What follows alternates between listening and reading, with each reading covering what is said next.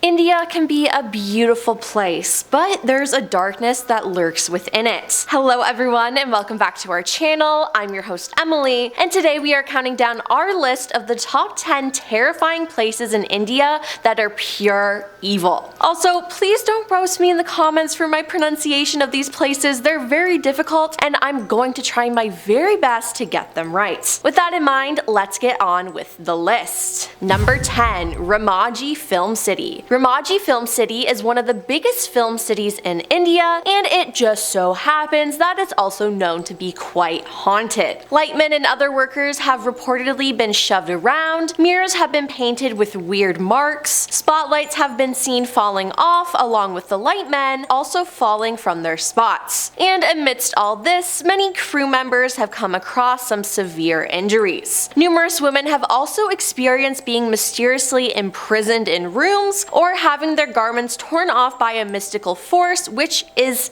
terrifying. Apparently, all of these are signs of this place being a haunted one. Safe to say that any film made there would definitely be haunted, and I would not want to be a part of that at all. Number 9. Savitri Phule Hostel. Think you could study with ghosts? This is a hostel where spirits have been seen by students. Apparitions with and without heads are noticeable from windows of some of the hostel rooms, accompanied with loud thumps. The hostel security official Bhangarh said, "I suddenly heard a lot of shouting from the 5th floor. It must have been around 3 a.m. then. When I reached the girls, they claimed they saw a mysterious person floating around. I checked the entire premises with 2 colleagues but couldn't find anything." Experiencing goosebumps at the slightest mention of the floating apparition, girls in the hostel keep their lights on while sleeping and let music play in the background. I mean, you gotta do what you gotta do to keep those ghosts away. A student said, "This is not someone's imagination. More than 10 of us have seen the ghost. Don't dismiss this as mere superstition. I can't imagine trying to get through school and then going home to be haunted by ghosts.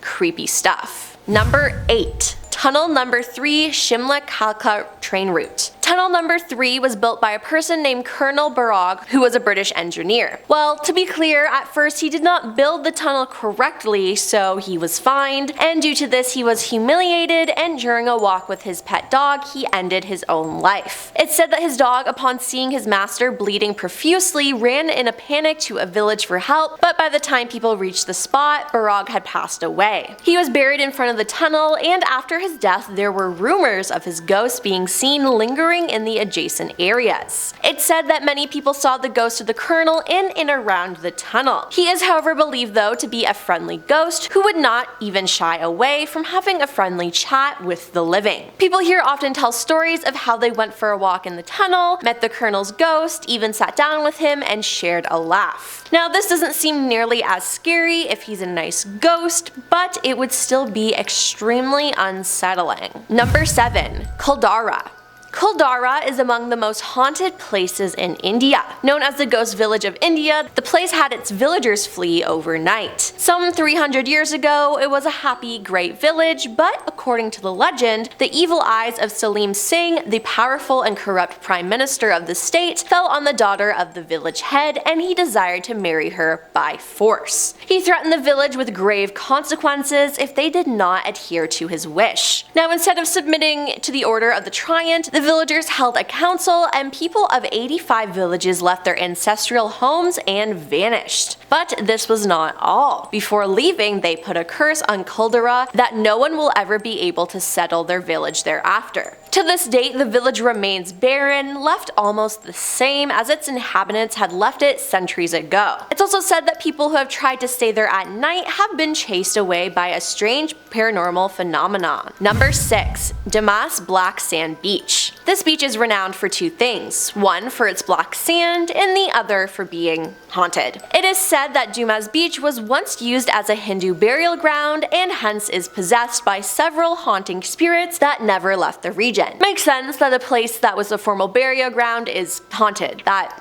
isn't rocket science. Folklore explains that the existence of black sand is because of the amount of ash created by burning the dead, which got mixed with the white sand of the beach and turned dark and shade. While there, people have claimed to hear someone whispering when they were alone on the beach, and there have been some cases in which people didn't return at all from their evening walk. I would not be caught walking near there ever. Number 5. Bhangarh Fort. Bhangarh Fort is from the 16th century and was built by Raja Mahu Singh, the younger brother of Man Singh, a Mughal general. The place is home to stunning archaeological structures, and it is said to have a history that is eerie and spooky. The town of Bhangarh had about 9,000 houses, but in 1720 the population of the place began to fall. It is said to have been cursed by Guru Balu Nath, which is the first among its 2 haunted histories, by the way. It was known to be the meditation spot of the guru, who said that the only condition he would give up the spot was that the fort's shadow does not touch him. That did not happen, and the guru's curse ended up destroying the entire village. It was also because of this curse that roofs could not be constructed on the homes in the village, as any roof constructed would collapse. The second legend of this place is a tantric who practiced black magic fell in love with Princess Radnavathai of Bhangarh. He tried to make her fall in love with him using black magic and tantric means, but she heard about the plan and threw the bewitched oil she was supposed to use on a rock, which eventually crushed the tantric to death. And honestly,